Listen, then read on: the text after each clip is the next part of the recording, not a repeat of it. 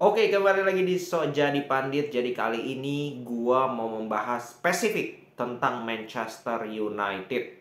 Ya, ini adalah tim yang sedang dalam proses membangun kembali, mencoba untuk mengembalikan posisi mereka di tempat yang sebenarnya semestinya mereka berada, yaitu di kontender juara Premier League, salah satu tim terbaik di Inggris. Tapi tampaknya masalah itu tidak pernah berhenti datang ke Manchester United.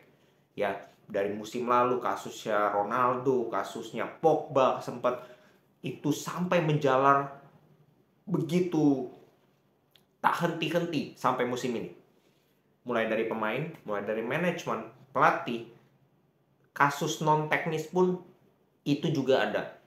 Nah, ini yang gue mau bahas. Ya, ini yang gue mau bahas, di mana Manchester United menurut gue salah satu tim yang ya cukup dikatakan suwe, ya bisa jadi suwe. Kita bahas satu-satu.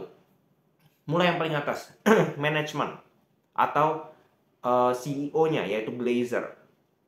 Kita tahu bahwa sebulan 2 bulan yang lalu ada rumor di mana Qatar ingin membeli Manchester United.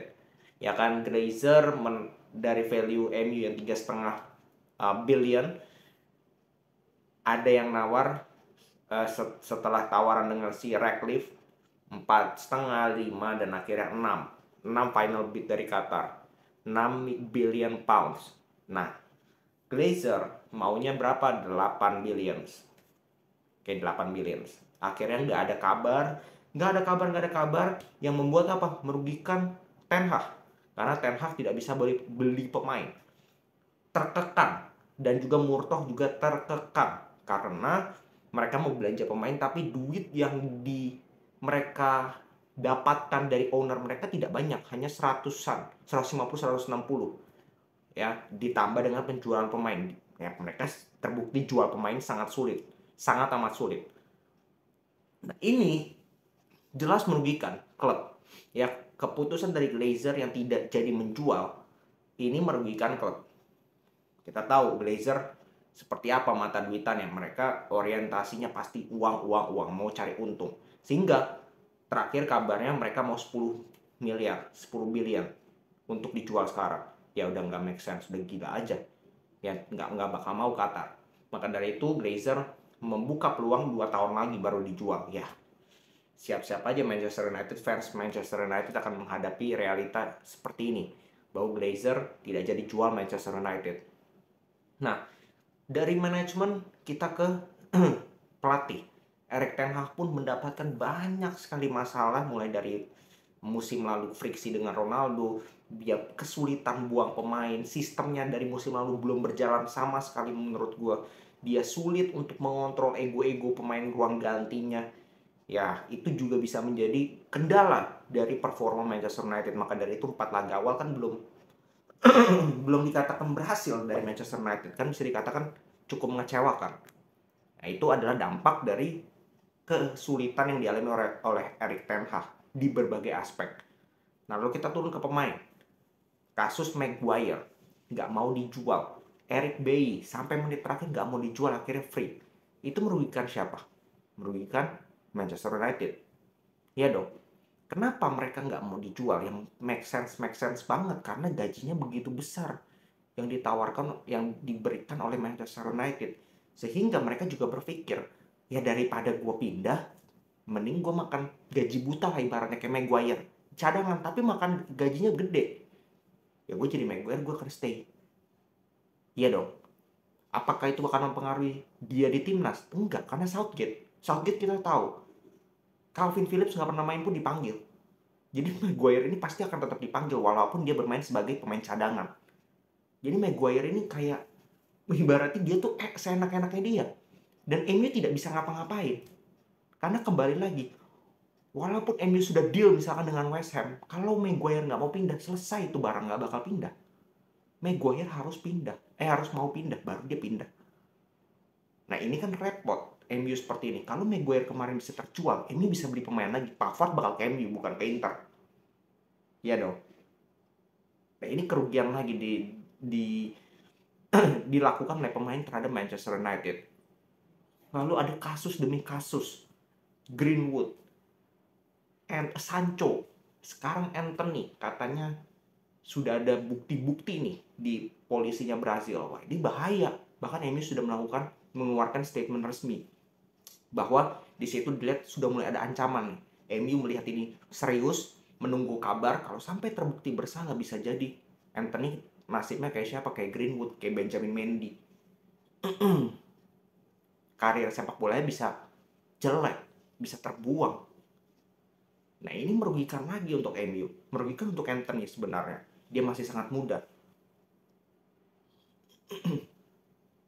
Dan itu semua benar-benar terjadi beriringan atau bertubi-tubi melanda Manchester United.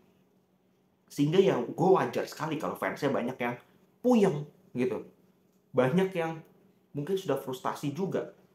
Karena masalah ini datang bertubi-tubi. Bahkan Erik ten Hag gue lihat berapa pertandingan terakhir itu udah kayak stres nih orang. Mengeluarkan statement di pertandingan terakhir lawan Arsenal udah kayak orang frustasi gitu. Kayak orang udah mentok. Dia tidak, otaknya tidak mampu lagi berpikir secara logis. Akhirnya dia mau mengeluarkan emosi. Dan gue yakin masalahnya dengan Sancho, dia sampai keluarkan kritik seperti itu di depan media, itu akibat dari emosinya dia. Karena hasilnya negatif lawan Arsenal, dia sampai protes, semua disalahin. Offside, penalti, semua disalahin. Itu rentetan dari mungkin dia sudah mumet gitu palanya terhadap semua masalah yang dialami oleh dirinya dan juga Manchester United.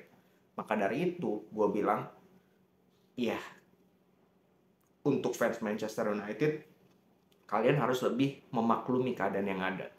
Menyadari bahwa sekarang untuk saat ini Manchester United ini sedang dalam, ya ibaratnya Manchester United M-nya itu adalah masalah. Karena begitu banyak masalah dan bertubi-tubi datang ke Manchester United. Teknis, ada juga teknis. Tadi sistemnya belum jalan, terus cedera. Mason Mount baru datang cedera. Højlund kemarin cedera, beruntung udah bisa balik. Luke Shaw, Malaysia, Lisandro, katanya Lisandro nggak jadi cedera, beruntung. Varane, itu juga cedera. Ini hal-hal jadi digabung gitu, teknis ada masalah, non teknis banyak sekali masalahnya. Manajemen, pelatih, pemain, transfer bermasalah sampai harus menit-menit terakhir datengin Amrabat dengan Region, itu pun loan. Setelah jual Dean Henderson dan juga Fred, baru mereka bisa loan, bukan beli, loan. Jadi gue sih jujur rada-rada kasihan dengan kondisi dari Manchester United sekarang, karena begitu tidak stabil, banyak sekali masalah yang coba diserang gitu, coba menyerang Manchester United. Ya, jadi apakah kemungkinan tidak akan ada masalah lagi? Kemungkinan juga ada masalah lagi, karena kalau kita lihat secara performa, kan Erik ten Hag ini mencoba membangun sebuah sistem. Ya, sebuah sistem itu tidak boleh ada 1-2 pemain yang merasa dirinya itu punya kontribusi lebih, sehingga egonya itu kelihatan di situ. Nah, kalau lihat dari skuad Manchester United sekarang, itu ada 2 pemain yang paling disorot oleh banyak sekali pihak. Yaitu yang pertama Bruno Fernandes, yang kedua adalah Rashford. Dan bukan tidak mungkin suatu saat Erik ten Hag juga akan mengalami clash dengan 2 pemain ini. Bahkan dengan Martial misalkan, 3 pemain. Itu bisa saja terjadi di kemudian hari. Ya, jadi apakah masalah ini akan datang lagi? Ya, mungkin saja bisa datang lagi, dan gue nggak ngerti nih sampai kapan. Mungkin ada kutukan juga. Ya, bercanda-bercanda, itu tahayul yang mungkin ada kesinambungan ya. Kenapa masalah itu nggak berhenti-berhenti ke Manchester United? Mungkin ada sebagian fans yang bilang kita ini kayak Manchester United ini kayak dikutuk gitu. Bahkan kayak De Gea waktu itu, dia bilang kita ini kayak dikutuk gitu, kita nggak bisa perform, nggak tahu kenapa. Nah, maka dari itu ya gue juga tidak bisa menyimpulkan banyak tentang apa sebenarnya yang terjadi di Manchester United sekarang. Yang jelas masalah yang mereka hadapi begitu complicated, begitu sangat sulit untuk kita generalisasi karena begitu kompleks, semua aspek ada masalah.